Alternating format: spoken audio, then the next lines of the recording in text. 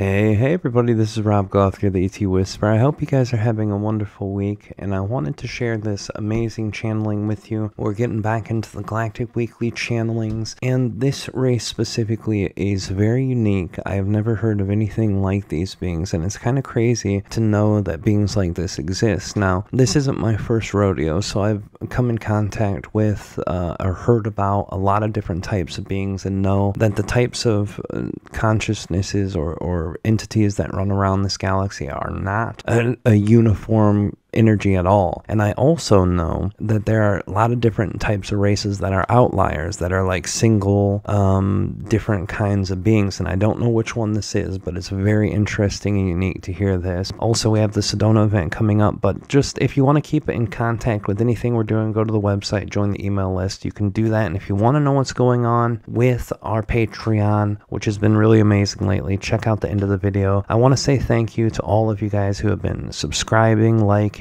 commenting. It helps the algorithms. It really makes a difference. So thank you guys for putting that thumbs up and putting your comments down. I've seen tons of people say love for the algorithm, and that's all they say, and that is so funny and also so amazing. So thank all of you guys for being part of this. I hope you enjoy this channel. It's going to be crazy cool. I hope you really enjoy it, guys. I love you guys, and we'll see you on the other side.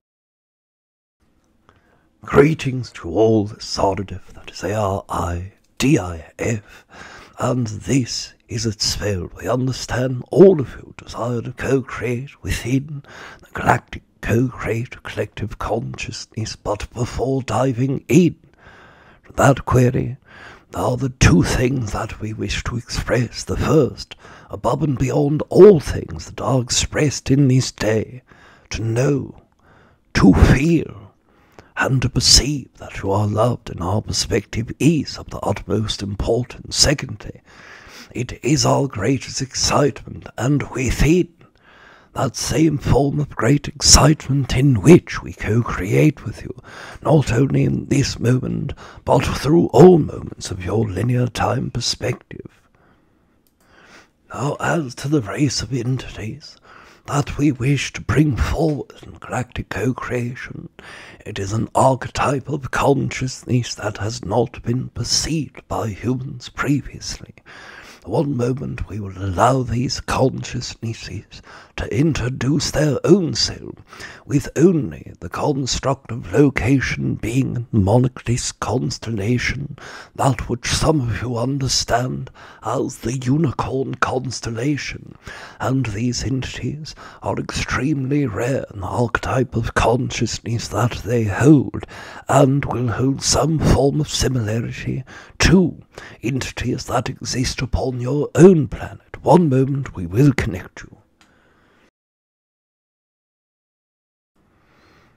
Hello, it is wonderful as we approach you to exchange something with you. I will exchange my energy, and I will exchange my consciousness. In return, I expect those of you that pay attention to my words to simply understand and accept the words as they are, and to give out your words mentally and telepathically to me. This will be a fair exchange of energy, and this is my first request. I come from a race of beings that are subterranean. Subterranean is a unique word because it describes under earth. And I don't live on Earth, but I do live underground, which is synonymous with Earth to humans. So subterranean being a word does fit.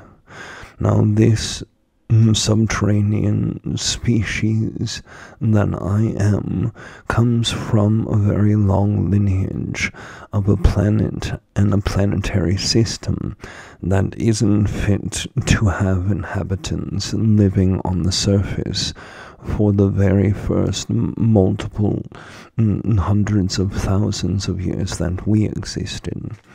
As we were born in subterranean species. There was a cataclysm upon our early planetary system.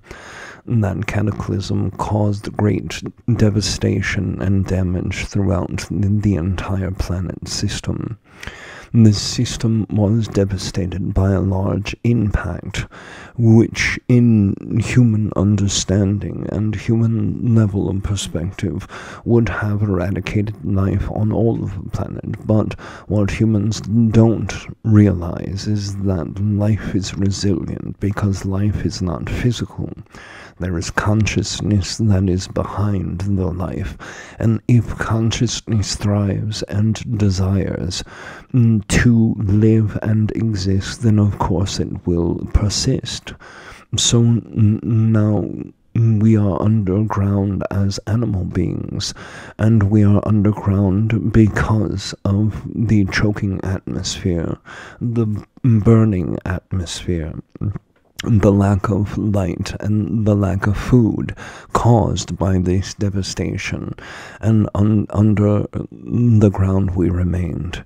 We first were burrowing being very similar to animals on your planet that are known as voles, moles, and other subterranean animals who live inside of your mammal kingdom. We were very similar minus the amounts of hair. We had no hair as there was no genetic need for hair, and after living underground for several generations, we started to change. We were a long and skinny animal who used some burrow holes to register our reproduction and to store food, and this changed to becoming deeper underground, the area several inches below the surface of the planetary crust was very hot and very toxic, so we had to go deeper. And through the first many generations, which our lifespan was over 12 of your years then, became much longer, and that time our body shifted, where once our eyes were very large and very large part of our head, they begin to shrink. They begin to require larger centers in light recepting cones in order for us to see inside of this dark, until eventually it became unimportant for us to see. We had to travel so deep after the many years of fallout that happened, with it changing from burning toxic and noxious gas into ice-cold tundra. We had to continue to burrow further. Eventually, our eyes were not necessary, so we traded the perspective of being able to have visual input in for being able to feel vibration within our hearing systems. Now, our hearing systems are not like human ears, not even like most animals' ears you have. The closest being you have to this is a sonar receiving being, which your mammal classification has as bats. Now, this is a very subtle version of ours. Our energy was an excretion of sound that came out of the chest area, and that would cause a sound to be bounced off the surface. And then when we received it, we took it into several glands inside of the side of our chest and neck, and that would tell us exactly what systems were. Much of the underground began to harden, and when it hardened, it created permanent burrows. So only where we temporarily burrowed through, we were able to continue to use those tunneling systems, and then had to become creative. Eventually, we started to have the ability to work with other beings that were on our planet, other beings who had moved to Subterranean, but they could not acquire new passageways. So instead of us fighting over this limited space, we started using their help. These beings were very strong burrowing animals already, who were burrowers before this happened, and now they were able to break into the harder places of rock and sediments that were underneath, and we would let them use our pre-existing tunnels. We would also help them travel because we were accurate, and they still used very dim lit eye systems. So we became partners in our evolution, and we did evolve together. And now, as we are now in part of evolution that humans consider fourth density, then we are now fourth density together. There are two races of us that exist who have evolved from that cataclysm to now regaining access to the surface and living in completely new ways on our planet. Now these beings who were with us during that part of our evolution and who evolved with us have eyesight, and we still do not. We don't need eyesight once we develop telepathy, because we turned our sensory organs into an ability for our own consciousness, telepathy, and psychic energy to receive third eye visualizations of what everything looks like. Now, this may be hard for you to interpret, but if you understand how you can close your eyes and see something with your third eye, this is how we see our entire reality. If one of us is walking and there's something in front of us 27 meters ahead, we would know that not by seeing it, but inside of our third eye, seeing what formations our sounds form around. And the group of beings we evolve with are living inside of the same structures, the same areas of connection or collaboration, places like your villages or towns. And all of us work together to do this. We still use our strengths together to help each other evolve, and this is how our race works with one another. Now, this is something that may be interesting to humans, but there is a reason why we chose to communicate with you. There is an opportunity for humans to work with their third eye in a unique way. Even though you have no relation to us, even though this is first contact with your race of beings, there are many genetics that sit within the human biological genomes, and we know what these are from this being who brings us together.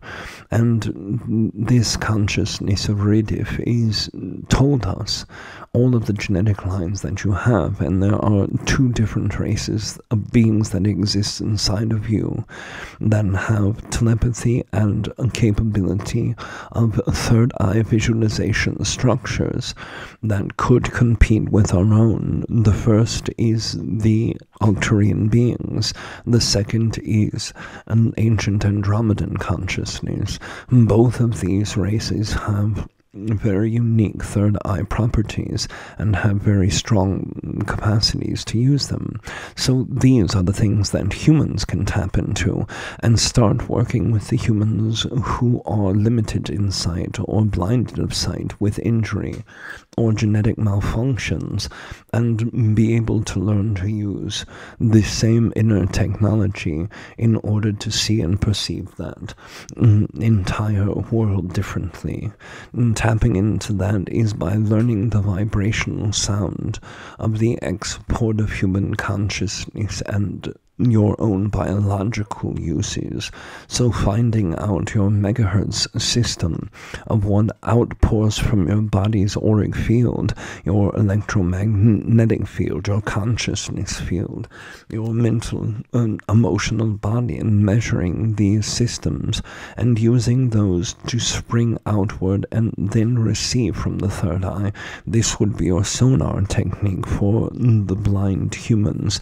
We hope this has helped subscribe to, and we hope that you have now insight that it is not just humanoid beings, reptilian beings, avian beings, aquatic beings, and insect beings, and gray beings that live in this galaxy, that there are so many types of races that you could not comprehend because you have not had access to them, that starting to use your own telepathy and reaching out to the types of us that exist in this galaxy would be something that would forever expand your horizon and forever grow your consciousness out. Thank you for your participation and receiving, and please send the thought out if you have not, because it gives us better insight to you, and more consciousnesses that we connect with, the better we will then understand human, both biologically and energetically. Thank you for the exchange, human friends.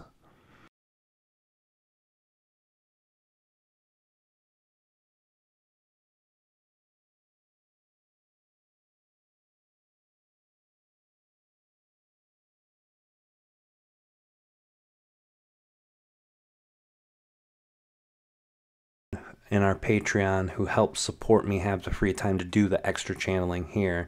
If you're interested, go to ET Whisper Patreon, which is patreon.com/ETWhisper. $22 a month, you get access to 2 different channelings per month. One where everyone sends in ideas, we put it in a poll and vote for it. The second is a Q&A. Everyone sends in their questions and their desire of Aridif or Treb answering it, and then we ask the questions, and then we go through them randomly, and whoever's questions get picked goes there. So if you want to be a part of that to get access to that extra stuff, and you want to help support us get more content out on YouTube, the link is in the description. Love you guys. Thank you guys for your support, and I'll see you on the other side.